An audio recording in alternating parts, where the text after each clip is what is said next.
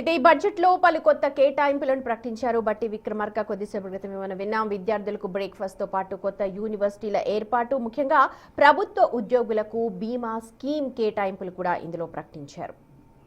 మా ప్రతినిధి వాసు ఉన్నారు, లైవ్ లో జాయిన్ అవుతున్నారు అప్డేట్స్ అందించడానికి. Vote you Vasu.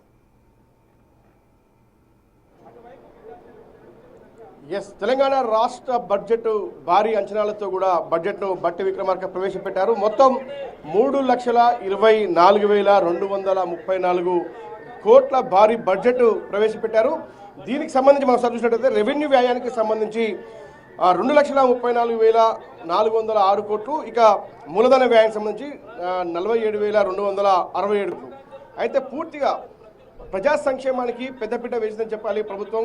ఎందుకంటే పంచాయతీ రాజ్ వ్యవస్థలకు సంబంధించి ఇప్పటికే పూర్తిగా గ్రామ పంచాయతీల్లో సర్పంచులు కొలుదీరిన నేపథ్యంలో కూడా గత కొన్నేళ్లుగా గ్రామాభివృద్ధి కుంటుపడిన నేపథ్యంలో గ్రామ పంచాయతీలకు సంబంధించి భారీ కేటాయింపులు కూడా చేయడం జరిగింది. ఒక్క పంచాయతీ రాజ్ సంబంధించి చూసినట్టయితే దాదాపు 33,000 కోట్ల రూపాయల భారీ బడ్జెట్ను ప్రస్తుతమైతే పంచాయతీ రాజ్కు కేటాయించినట్టుగా తెలుస్తూ ఉంది. ఇక ఇరిగేషన్ ప్రాజెక్టులతో పాటు ఇతర విద్యా వైద్యానికి పెద్దపీట వేసింది బడ్జెట్ అని చెప్పాలి.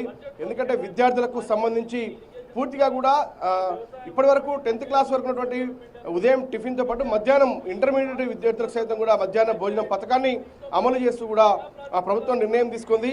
ఇక మరోపక్క ఇందిరమ్మ కుటుంబ జీవిత బీమా పథకం ఇదే పేద ప్రజలకు సంబంధించి దాదాపు రాష్ట్రంలోని 1,15,00,000 మందికి సంబంధించినటువంటి విషయంలో కూడా ప్రతి కుటుంబానికి 5 లక్షల రూపాయల జీవిత బీమాను జూన్ 2 నుంచి అమలు చేయాలని కూడా ఈ యొక్క బడ్జెట్లో భాగంగా బట్టి విక్రమార్క చెప్పడం జరిగింది. ఇక పీపీటీ పద్ధతిలో ఏదైతే పర్యాటక విభాగానికి సంబంధించి దాదాపు 25,000 కోట్లకు పైగా పెట్టుబడుల ప్రతిపాదన తీసుకురాబోతుంది. మరో అంశానికి సంబంధించి ప్రధానంగా హైదరాబాద్ సంబంధించి ఓఆర్ఆర్ పరిధిలో ఉన్నటువంటి క్యూర్ పరిధిలో ఉన్నటువంటి ఏరియా డెవలప్మెంట్ సంబంధించి కూడా ఒకసారి చూసినట్టయితే దాదాపు మూసీ రివర్ ఫ్రంట్కు సంబంధించి తెలంగాణ రాష్ట్ర ప్రభుత్వం అత్యంత ప్రతిష్టాత్మకంగా చేపడుతున్నటువంటి వివిధ విభాగాలుగా చేపడుతున్న ఏదైతే గాంధీ సరోవర్ ప్రాజెక్టుతో పాటు మిగతా మొత్తం మూసీ ప్రాజెక్టు మొత్తానికి సంబంధించి కూడా ఈ బడ్జెట్లో దాదాపు 1,500 కోట్ల రూపాయల బడ్జెట్ కేటాయింపు జరిగాక క్యూర్ ఏరియా అభివృద్ధికి సంబంధించి 2,654 కోట్ల రూపాయలు.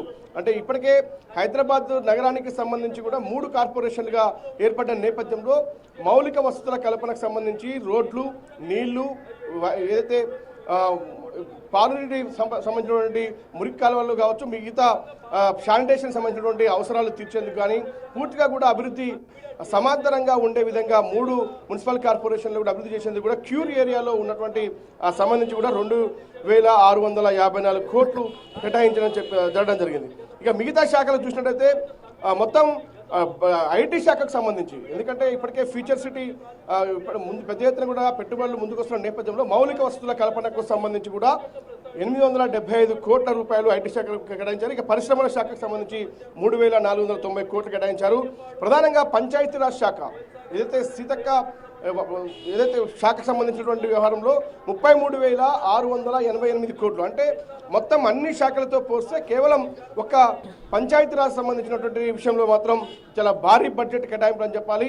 ఎందుకంటే ఇప్పటికే పంచాయతీ రోడ్లు కావచ్చు, మిగతా మహిళలకు సంబంధించిన విషయంలో కావచ్చు, పంచాయతీల్లో బిల్డింగ్ల నిర్మాణంతో పాటు నీటి వసతులు, సామాన్యులకు సంబంధించినటువంటి మిగతా మౌలిక వసతుల కల్పనకు సంబంధించి భారీ బడ్జెట్ పంచాయతీరాజ్ శాఖ కేటాయించారు. ఇక నీటిపారుదల శాఖ ఇప్పటికే 22,000 కోట్ల పైచిలకు 615 కోట్లు నీటిపారుదల శాఖ కేటాయించారు.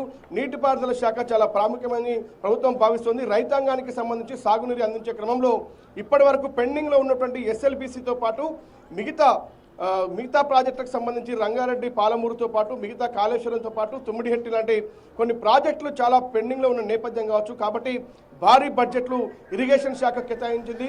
ఇక వైద్య శాఖకు గతమెన్నడూ లేనంతగా తెలంగాణ రాష్ట్రంలో మొదటిసారి వైద్య శాఖకు భారీ కేటాయింపులు జరిగాయి. దాంట్లో గత బడ్జెట్తో పోలిస్తే 1,000 కోట్లకు పైగా ఆసుపత్రుల పేదలకు వైద్యం అందించే క్రమానికి సంబంధించి కూడా అత్యాధునిక వైద్య పరికరాల కొనుగోలుకు సంబంధించిన అంశానికి సంబంధించి కూడా పూర్తి స్థాయిలో కూడా వైద్య శాఖకు భారీ కేటాయింపులు జరిగాయని చెప్పవచ్చు. ఇక ఆర్ఎండ్బి శాఖకు కూడా దాదాపు 12,789 కోట్ల